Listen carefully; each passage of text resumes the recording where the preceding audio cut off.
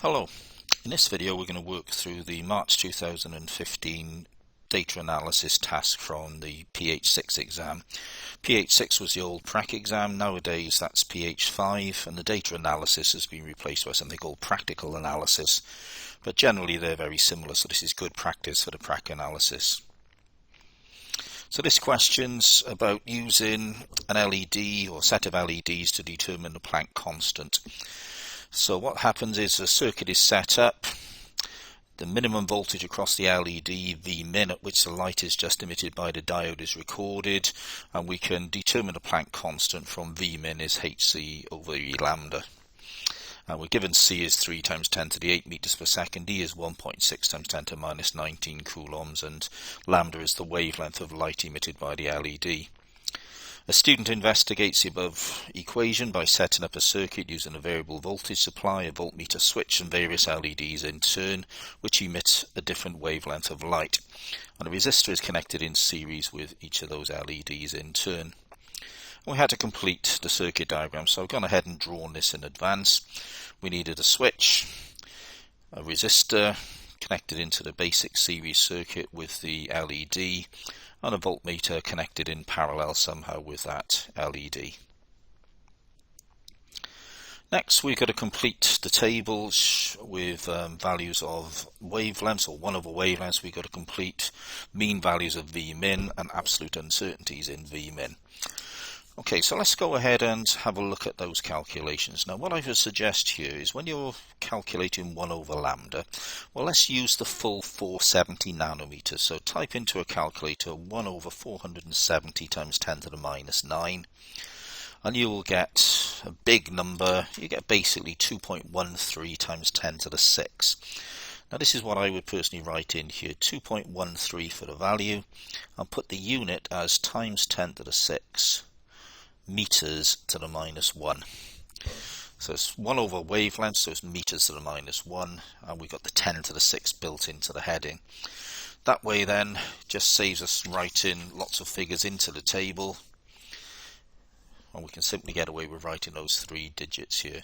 Now you could argue that we should possibly put 2 significant figures for 1 over lambda. It depends how we read 470 nanometers. Is it 470 to the nearest 10 or to the nearest whole number? So let's go with the benefit of the doubt, especially to give us extra chances of plotting points accurately on the graph, and go with 3 significant figures. So let's fill in the rest of these values. We have 1.92, 1.79, 1.69, 1.61, and 1.52. Next we've got to find the the mean value of V min. So the first one is fairly straightforward. If we just add the 3 digits together, or the 3 numbers together, and divide by 3, we will get an exact mean of 2.45. If we do that for the second set of figures,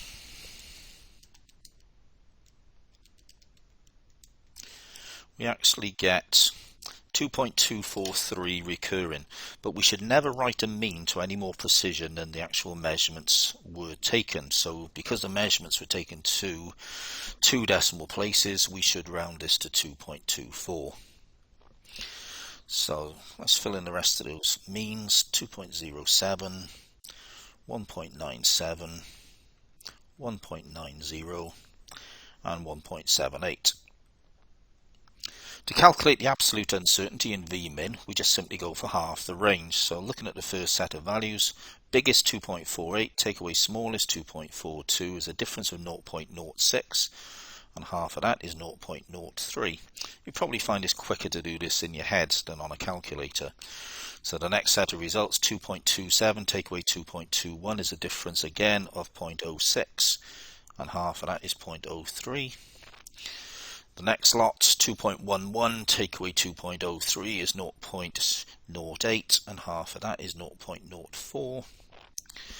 2.00, take away 1.94 is again 0.06, so 0.03. 1.94, take away 1.86 is 0.08, and half it to 0.04. And 1.82, take away 1.74 is again 0.08. and we can halve that to 0.04. For the next part of the question, we've got to plot a graph of Vmin on the y-axis against 1 over lambda on the horizontal axis, and we've got to include error bars for Vmin. Then we've got to draw a line of maximum and minimum gradient through the data, and we don't need to include the origin. So I've gone ahead and plotted this graph already. The vertical scale I've chosen was starting at 1.7 and going up in steps of 0.1, making sure that we label the axis with Vmin and its unit of volts. On the horizontal axis, I've started at 1.5 and gone across in 0.1s, and again the axes have been labelled with 1 over lambda and meters to the minus 1 times 10 to the 6. The points have to be plotted to within half of a small division of where they should be. So take this final point here, for example, that would correspond to 2.13 on the x-axis and 2.45 on the y. So we can see that it's spot on in the right place, 2.13 with 2.45. The uncertainty in Vmin was plus or minus 0.03, which is 3 squares up and 3 squares down. And I've done some little bars at the ends just to sort of mark where the ends of those uncertainties are. Now my advice to you is, if you do have both x and y value uncertainties, is to make your point into a box basically. So something like this. So imagine that we've got the point here, and we've got vertical error bars, and we've also got horizontal error bars. Then make it into a box. That way then we can see clearly that the point could be anywhere within inside that box, but the most likely point is that in the center. Now here, because there are no uncertainties with the horizontal values, I'm not going to draw a box, and then that way then I'm going to remember when I'm drawing my steepest and shallowest lines that I can't give any width to the variations. I'll show you what I mean in a second. So let's put the line drawing tool on. The first thing that we would do to try to get the steepest line is to start at this very bottom possible value here and go to the very top possible value there. Now if we look at that, that looks at first glance as if it's okay, but a closer analysis shows that here we actually miss that point. If you've drawn a little bit of an error bar marker at the end there, you might think that it's just clipped it, but remember that there are no widths to these error bars. So that line isn't going to be any good.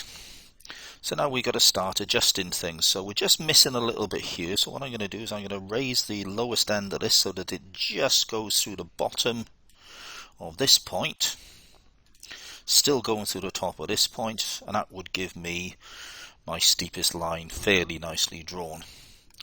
For the shallowest, we're going to try the opposite. We're going to start from the very top of this point to the very bottom of that point, again remembering that there are no widths to those error bars. And let's have a little check. We in fact do go through every point exactly right. So that will do us quite nicely for our steepest and shallowest lines. We're going to have to find the gradients of those lines. So what I always suggest is draw large triangles. And a good idea is to actually sort of draw those triangles in different colours for the different lines. So for example here, if I draw a blue triangle, remember always to use a big triangle for the steepest line.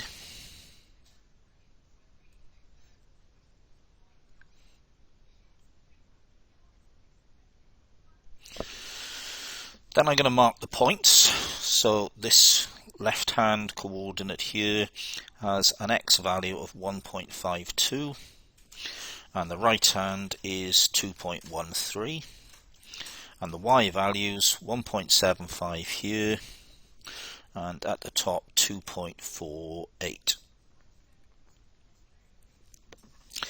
Then I'll use a different colour. Maybe in exam you could use black pen and blue pen, or pen and pencil. So let's use a green triangle to represent the shallowest line.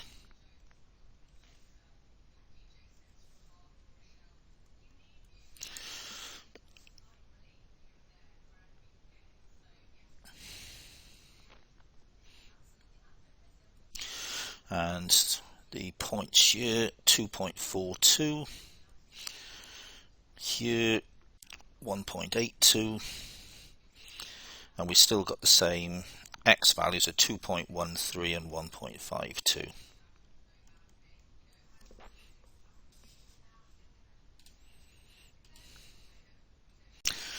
Before we have to calculate the gradients, we've got to discuss whether or not our graph is in good agreement with the equation Vmin is hc over E lambda. Well, let's quickly compare that to y equals mx plus c, where Vmin is our y and 1 over lambda is our x. This predicts that we should get a straight line through the origin.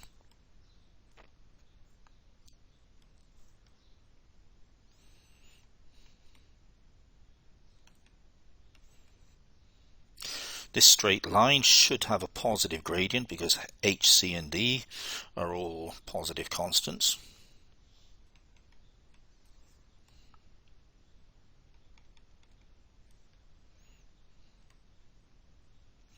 So that part we do have.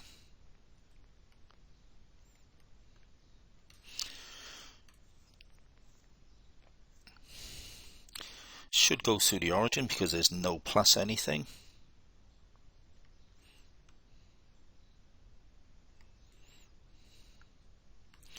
Now at the moment we can't tell whether or not our graph is going to go through the origin because we don't have an origin. So we're going to say can't tell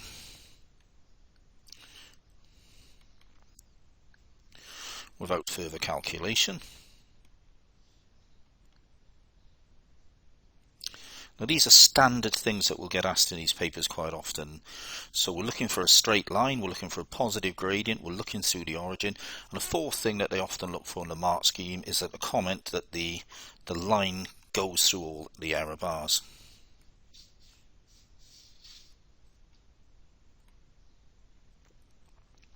If you've not got a question with error bars, then we could possibly be saying something like, well, line of best fit is close to going through all the points or something. So next we're going to calculate the maximum and minimum gradients. So maximum gradient, let's go back to the measurements of this. Remember it's the blue values. The delta y is 2.48 minus 1.75.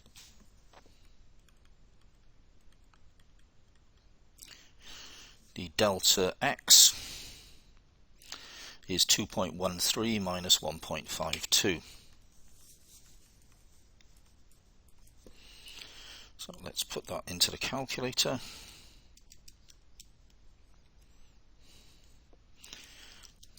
Give me a second.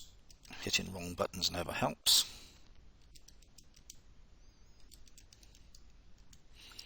And that gives me 1.20. Now the units for this would be volts divided by meters to the minus 1, which will be voltmeters. But we've got to remember that when we've done this calculation, these numbers on the bottom are both actually 10 to the 6s there. So let me just correct that answer very slightly.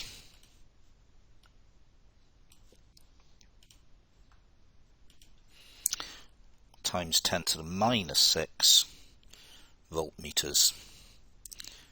Minimum gradient. So now we're looking at my green values, 2.42 minus 1.82.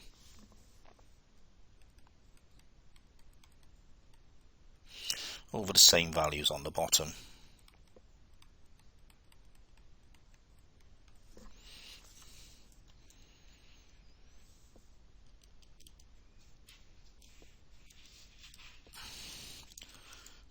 And that will give me 0.98 times 10 to the minus 6. That should be a plus 6 on the bottom.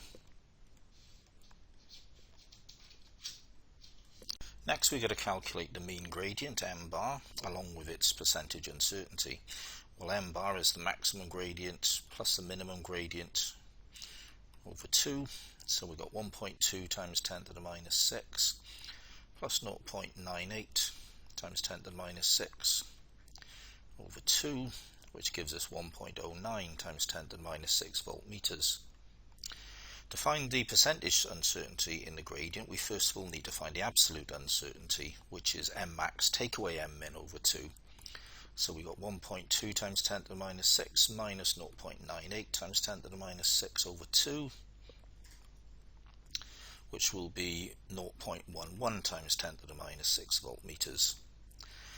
The percentage uncertainty in the gradient then will be 0.11 over the mean of 1.09. We can forget the 10 to the minus 6's, they'll cancel, and times by 100. That will give us near enough 10%. Now remember, never give any uncertainty, whether it's absolute or percentage, to more than two figures. So 10% is an ideal answer here. Next, we've got to determine a value for the Planck constant along with its absolute uncertainty, and we've got to assume that the values of C and E have negligible uncertainty. If we go back to this, the comparison with y equals mx plus c, we should be able to see that the gradient is hc over E. So let's start with that. Rearranging,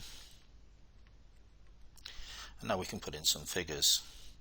So the gradient was 1.09 times 10 to the minus 6, E is 1.6 times 10 to the minus 19, C is 3 times 10 to the 8. And that will give us 5.81 times 10 to the minus 34. And the unit for the Planck constant is joule seconds. It's given on the next page if you forgot about it, but it is an important thing that we put the unit here. Now we're going to find this absolute uncertainty. Well, the only uncertainty that we have is that the percentage uncertainty in the gradient is 10%. So the percentage uncertainty in H must be 10%. And 10% of 5.81 times 10 to the minus 34 is going to be 0.6 times 10 to the minus 34. Just giving it to one significant figure. And that means that we should round our value of H to 5.8 plus or minus 0.6 times 10 to the minus 34 joule seconds. Next, the accepted value for the Planck constant is 6.63 times 10 to the minus 34 joule seconds, and if our value is within 5% of the accepted value, then it can be considered to be accurate. Well, 5% of the standard value of this Planck constant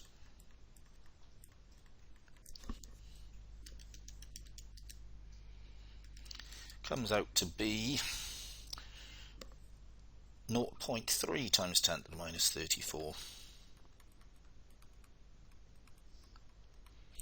So that means that the lowest we can go would be 6.33 times 10 to the minus 34. Actually, let's just put an extra figure there, so that's actually 0.33, which would drop this down to 6.30. It doesn't matter too much. Our value of 5.8 is outside that range.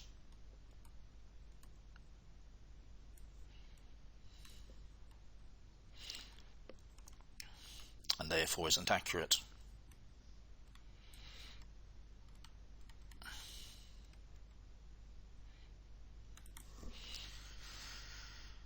Using the accepted value for the Planck constant, we've got to calculate V min for a wavelength of 1.12 times 10 to the minus 6 meters. So once again, V min is hc over E lambda.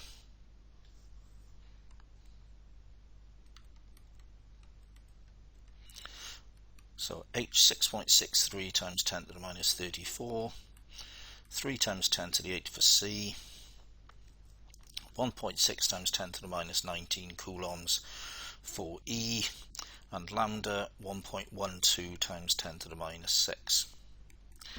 Stick those values into the calculator, we get about 1.11 volts. 1.1 volts is also acceptable.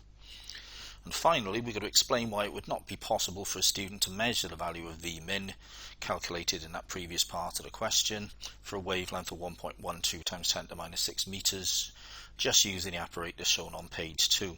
Well, if you remember, the experiment involves you being able to see when the LED just glows, and 1.12 times 10 to the minus 6 meters is actually outside the range of the visible spectrum, and therefore we can't actually see the thing, so we wouldn't know when the object is on or not.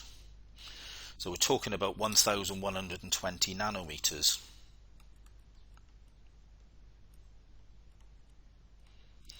And that's, like we said, is outside the visible spectrum.